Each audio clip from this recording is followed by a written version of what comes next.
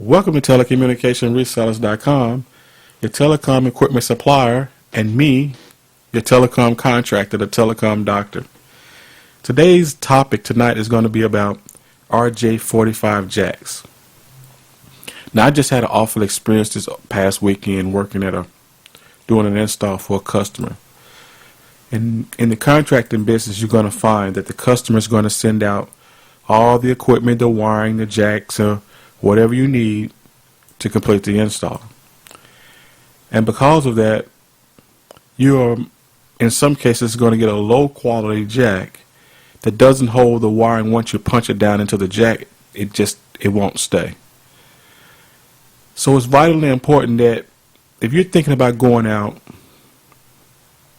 and purchasing a jack, or you're doing some inside wiring, ensure that you test that jack first. You make sure that you punch that jack down, and when you try to take your inside wiring away from the jack, that it shouldn't just come out flimsily or easily.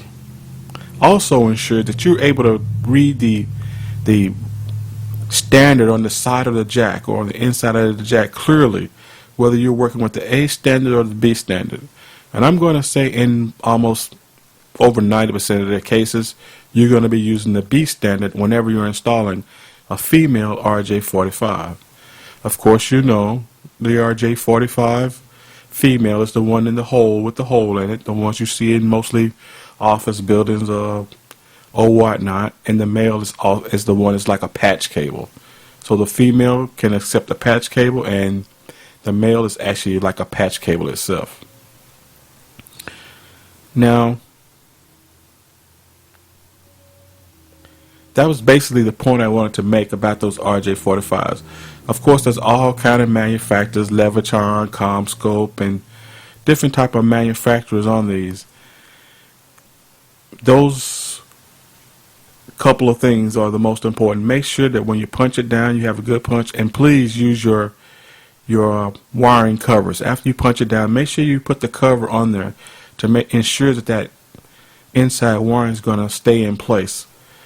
I find it happens to me all the time, or on occasion I would say. I go out to a site, I pull the plate off the wall, the guy doesn't have the cover on there, and the wiring comes out of one of the slots, telling me that it's also a cheap jack, and of course he didn't use the cover. So that's what I wanted to say about RJ45 jacks.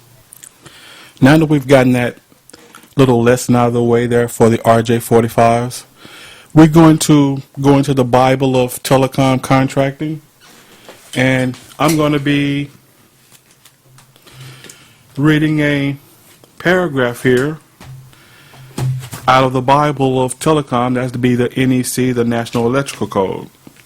So we're going to be going down here in the wiring methods and materials under Article 3. And we're going to find out something good out of this manual here. Now this code is out of the National Electrical Code, Section 300.11, securing and supporting. Secured in place. This is talking about securing inside wiring inside the roof of a building or something like that. It says raceways, cable assemblies, boxes, cabinets, and fittings shall be securely fastened in place. Support wires that do not provide secure support should not be permitted as the sole support. So what they're saying is if you have some type of wire just hanging there as like from the ceiling grid, and it's not being supported by other wires on the grid, you can't hang your wire there. You can't hang your wire there. Support wires and associated fittings that provide secure support and that are installed in addition to the ceiling grid support wires shall be permitted as a sole support. So whenever you got a full grid in there, you can just tie your wire right on there. And what I like to do with mine is I like to tie it to the very top of the grid up there, that screw that they stick up in the ceiling or the wood or something like that.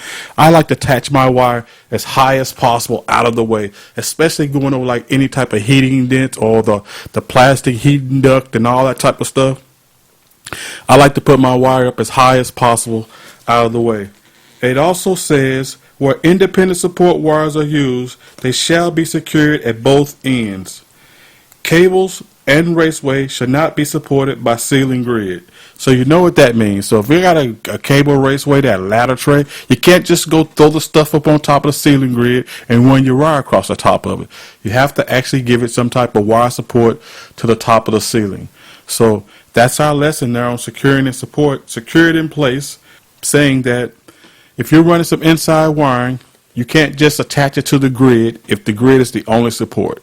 It has to have an entire grid there and other support pieces for you to support it. Thanks a lot. This is Greg from telecommunicationresellers.com. I'm the telecom doctor.